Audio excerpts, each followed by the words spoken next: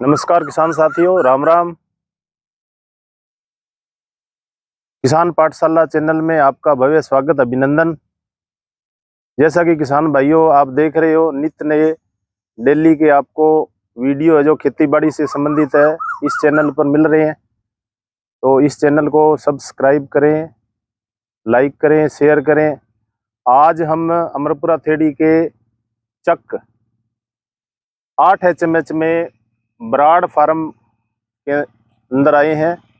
यहाँ पर एक प्रगतिशील किसान है दीप सिंह जी बराड़, उनसे मुलाकात करेंगे। लगातार एक साल में 3 फसलें, जैसे आलू ले लिया, आलू के बाद में प्याज, प्याज के बाद में धान। ये धान की नर्सरी आप देख रहे हो, फार्म देख रहे हो। बिल्कुल गांव जैसा जीवन जो प्राचीन समय में थे, सारी इनके पास पुरानी चीजें आपको मिलेगी। ये जो आप देख रहे हो सारी चीजें घर की चीजों से बनाई हुई है। भाई जी सत श्री अकाल जी। दीप सिंह जी बराड़ है, प्रगतिशील काश्तकार। 8 HMH में ढाणी है इनका। और भाई साहब से बात करेंगे खेती बाड़ी से जुड़ी हुई बातों के बारे में। तो दीप सिंह जी ये बताएं भी, आपने धान लगा रखा है, वो कितने बीघों में? पहले तो आपका हमारे फार्म पे पहुंचने पे बहुत बहुत स्वागत करते हैं आपका। कृषि विभाग और आपका भी स्वागत करता है जी। हमने धान तकरीबन 150 बीघे की खेती करते हैं धान की हम लोग, जिसमें 4 वैरायटियां लगा रखी हैं। और उसमें 1401 है। 1401? हाँ, 1401 है, PB1 है। 1847 अभी हम लोग शुरू करेंगे लगाना, 1692 भी लगाना शुरू करेंगे। और वो तकरीबन 10 जुलाई से 20 जुलाई के बीच में ट्रांसप्लांट कर देंगे, जो 1847 है और 1692 है। और जो अपना 1401 है, इसे हमने 21 जून को शुरू किया था और बस एंड ही है, कुछ 2-3 बीघे रह रहे हैं लगाने वाले। हाँ जी। मुख्य बीमारी है जिसमें पौधे अन्य पौधों से बड़े हो जाते हैं, उसके जैसे ट्रीटमेंट के लिए आप थोड़ा सा बताएं भी, क्या आप उपचार करते हो? मैं यहाँ से जब निकलता हूँ तो आपके खेत में ये बीमारी बहुत कम दिखती है। इसके 2-3 कारण है गोदारा जी। एक तो हमें थोड़ा लेट लगाना चाहिए। जो पौधा है इसकी हमने 15 मई को पहली पौध लगाई थी, फिर उसके बाद 18 को लगाई, फिर 22 मई को लगाई। और ट्रांसप्लांट करना भी हमने उसको 1 महीने बाद शुरू किया है। और पौध कच्ची लगानी चाहिए अपने को, थोड़े दिनों की वैरायटी। कई किसान भाई है जो पौध है वो ज्यादा बड़ी महीने से भी बड़ी कर लेते हैं। नहीं, कई 40 दिनों की कर लेते हैं। हमारा विभाग भी ये बताता है 21 से 25 दिन की पौध है, वो आपको अच्छा उत्पादन देती है। नहीं, 21 से 25 की ये जो 1401 की है ना, ये तैयार करनी थोड़ा मुश्किल काम है, क्योंकि ये लंबे टाइम की वैरायटी है, इसलिए इसे थोड़ा अपने को टाइम लगता है। लेकिन महीने के आसपास, हाँ, महीने के 30 दिन की पौध हम ट्रांसप्लांट करते हैं। प्लस इसमें जब भी अपने को पौध खेत से निकालनी है, उस टाइम पानी छोड़ के क्यारी में से निकालनी चाहिए कि जड़ इसकी कम से कम टूटे। हाँ, जड़ टूटे नहीं ज्यादा। हाँ, जड़ टूटने से क्या है, इसका जो फंगस है वो अंदर पेनिट्रेट कर जाता है, फेरी होता है वो। और जिस टाइम हम लोग पौध लगाते हैं, हम लोग कई बार तो ट्राइकोडर्मा से इसे सीड ट्रीटमेंट करते हैं। ट्राइकोडर्मा के आपको अच्छे परिणाम मिलते हैं? हाँ, ट्राइकोडर्मा के। और कुछ का स्प्रिंट और बैक्टीरियामाइसिन रात को डिप करके छोड़ देते हैं, और फिर उसके बाद अगले दिन सुबह हम लोग इसकी बिजाई कर देते हैं। और जैसे आप रिले क्रॉपिंग कर रहे हो लगातार, जो एक साल में आप 3 फसलें ले रहे हो, उसके बारे में बताओ भी। कौन कौन सी फसल आप किस समय लेते हो और कितना प्रोडक्शन हो जाता है, कितना उसमें कॉस्ट ऑफ कल्टीवेशन आता है, खर्चा कितना आ जाता है और कितनी बचत रहती है?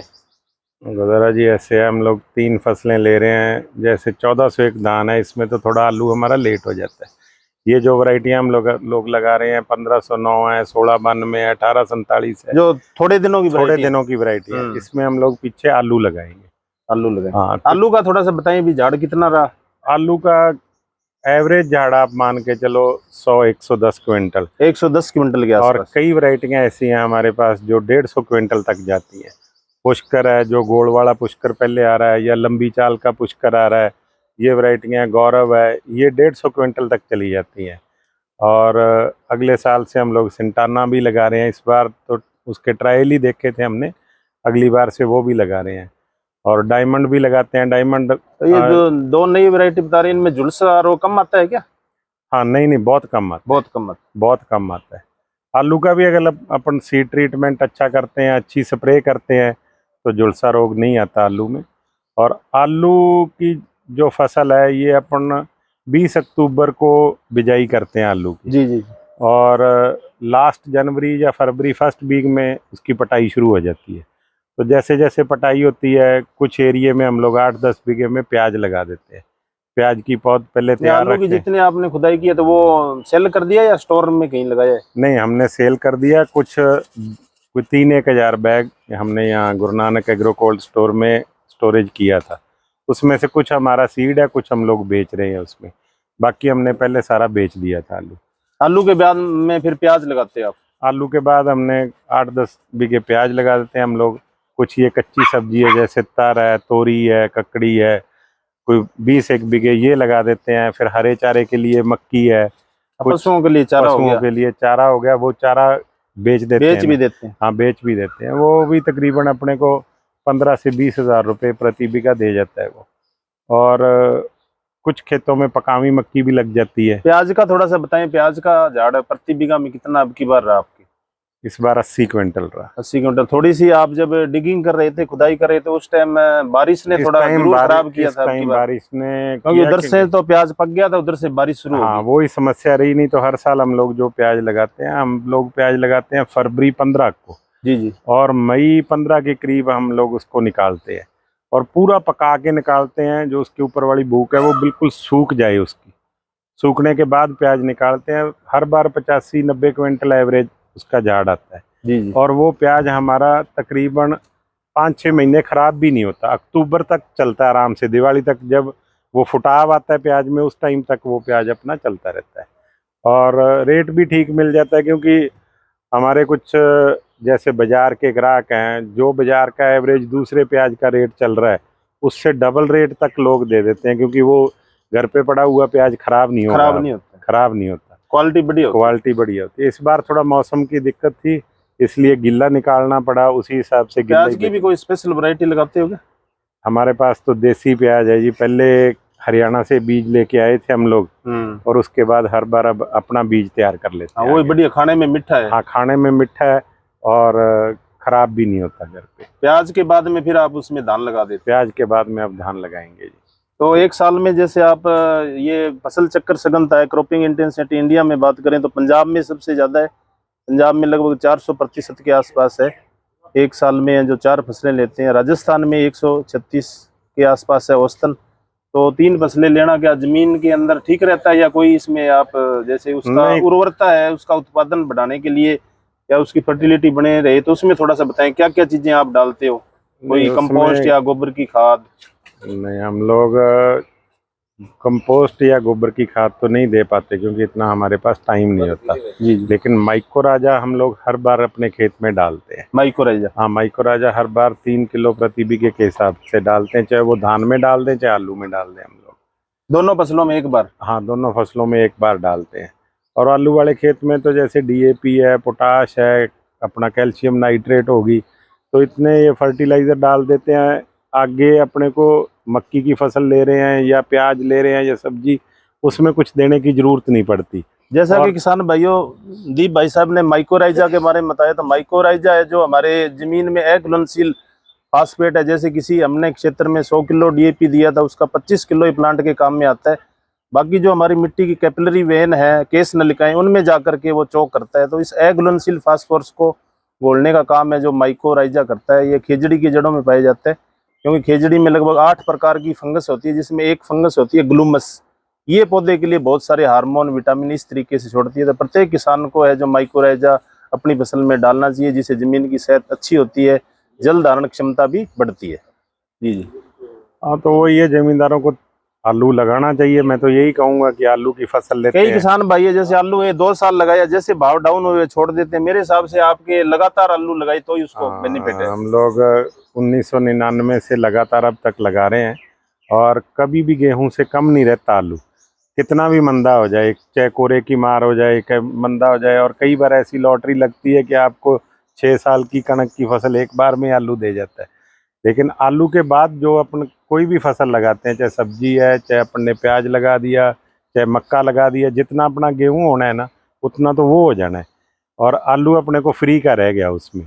और फिर आगे धान की फसल भी आपके खेत में बहुत अच्छी होगी, आपकी ज़मीन पूरी फर्टाइल हो जाती है आलू से। तो जिस खेतों में आलू लगता है ना, उसके बाद आप के बाद में बहुत कम खाद डालो। अब धान में हम लोग उसमें कोई डीएपी नहीं डालेंगे, आलू में अपने वहाँ पूरा डल जाती है, पूरा डल जाता है। तो उसके बाद धान में हम लोग डीएपी भी नहीं डालते, यूरिया भी बहुत कम देते हैं और बहुत अच्छा धान होता है। कल मैं कई जगह जैसे विजिट कर रहा था धान में, थोड़ा सा आप बताएं, किसान भाई है जो पानी है वो पूरा भर के उसकी पत्ती थोड़ी थोड़ी दिख रही है। तो मैंने सोचा ये मैसेज किसानों तक पहुंचना चाहिए, क्योंकि ज्यादा यदि पानी भरोगे तने के पास जाएगा तो उसमें है जो शीथ ब्लास्ट, जितने भी आप ब्लास्ट देखते हो, झोंका रोग अपने भाषा में बोलते हैं, वो ज्यादा आते हैं। इसलिए जो है 3-4 सेंटीमीटर से किसान पानी ज्यादा न रखें। ज्यादा पानी रखेंगे तो उतने ही ब्लास्ट ज्यादा आएंगे। पानी है वो तने के संपर्क में रहेगा। कभी कभी बीच में थोड़ा सा पानी आप सुखा दें जिससे एयर संचार भी अच्छा हो। तो ज्यादा पानी भरना भी नुकसानदायक नहीं, बिल्कुल नुकसानदायक है। हम लोग तो चलो अब धान लगा रहे हैं, सारे खेत कंप्यूटर किए हुए हैं, जी जी, लेवल है बिल्कुल, पानी बहुत कम रखते हैं, 2-2 इंच पानी, 2-2 इंच पानी रखते हैं। लेकिन हम लोग अब 41 दिन धान में पानी रखेंगे, 40 से 45 दिन में हमारी खाद पूरी हो जाएगी। जैसे अपन 1401 की बात कर रहे थे, उसमें अपन अगर ज़्यादा फर्टिलाइज़र देते हैं, डीएपी यूरिया ज़्यादा देते हैं, एक्सेस ग्रोथ करता है वो, तो भी उसमें फुटरोट और बकानी ज़्यादा आएगा। अगर आप यूरिया कम दोगे, हम लोग 50-55 किलो से ज़्यादा कभी यूरिया नहीं देते 1401 में, और जो अपना PB1 है उसमें हम लोग 45 किलो से यूरिया ज़्यादा नहीं देते, और वज़न हमारा फिर भी 18-20 क्विंटल तक आराम से आता है उसका। और पानी की जो बात है, 45 दिन में हम लोग यूरिया पूरी करके फिर उसका एक बार पानी सुखा देते हैं खेत का।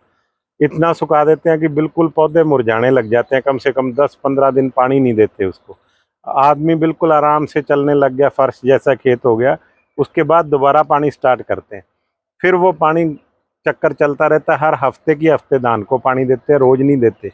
उसके बाद जब उसकी गोब भरने की स्थिति आती है ना, तो गोब में थोड़ा सा जन्म लेने लगता है, उस टाइम हम लोग फिर पानी खड़ा रखते हैं। वही 2 इंच, 1 इंच, 2 इंच पानी, बस थोड़ा जड़ों में पानी रहे उतना पानी रखते हैं। जैसा कि किसान भाई साहब ने बताया, ज्यादा नत्रजन का प्रयोग न करें। ज्यादा यूरिया डालने से क्या है, वेजिटेटिव ग्रोथ ज़्यादा हो जाती है, पौधे ज़्यादा कोमल हो जाते हैं, और कीटों को मैसेज मिलता है, कीट वहाँ पर बहुत ज़्यादा हो जाते हैं, उससे हमारा झाड़ भी प्रभावित होता है। इसलिए यूरिया की मात्रा कम रखें। धान में थोड़ा सा पीलापन रहता है, वही धान अच्छा झाड़ दे करके जाता है।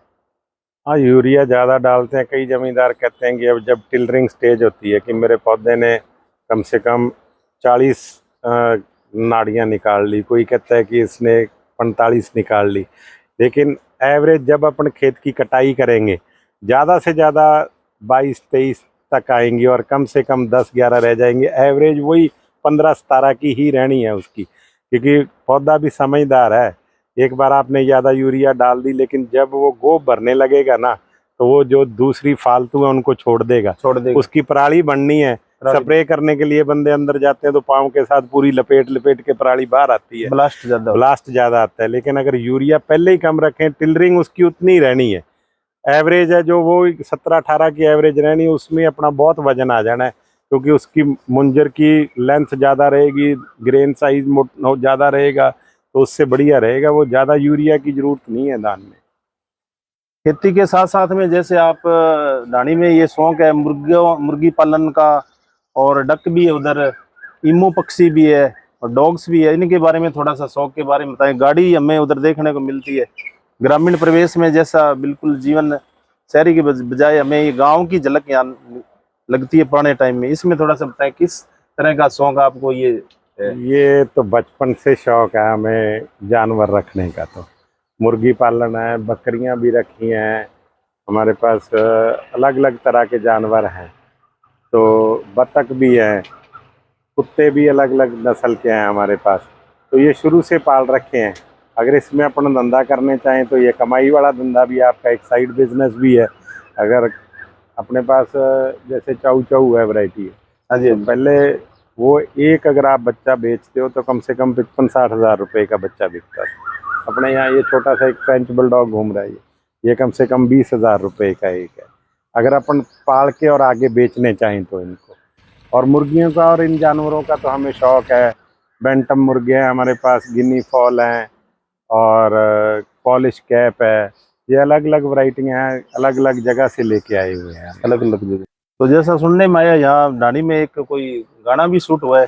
हाँ, अभी हमारे फार्म फार्म पे में। हुआ है, हैरी हरमन है, उनका गाना शूट हुआ है और ये 5 तारीख को लॉन्च होगा। वैसे भी बहुत आते रहते हैं शूटिंग वाले, तो यहाँ प्री वेडिंग वाले भी आते रहते हैं फार्म देखने के लिए। और आपको कृषि विभाग से आत्मा परियोजना के तहत पुरस्कार मिला हुआ है। हाँ जी, मिला था, 2018 में मिला था मुझे। प्रगतिशील काश्तकार का हाँ, किसान भाइयों, हाँ जी, हाँ खेती जी। बाड़ी बहुत अच्छी करते हैं और दूसरे किसान भी इनको देखा देख इनसे पूछते हैं भी क्या अपने यूज करें जिससे खेती में अपने खर्चा कम से कम हो, उत्पादन हमें अच्छे से अच्छा मिले। जैसा कि किसान भाई बता रहे हैं, कम से कम हमें फर्टिलाइजर है वो ज़्यादा जो डीएपी यूरिया कम इस्तेमाल करना है, माइक्रोराइजा है, और जैसा कि ट्राइकोडर्मा इन्होंने बताया, बेसिलस सुडोमोनास धान में इनका प्रयोग करें तो हमें अच्छे परिणाम मिलते हैं। धन्यवाद भाई साहब।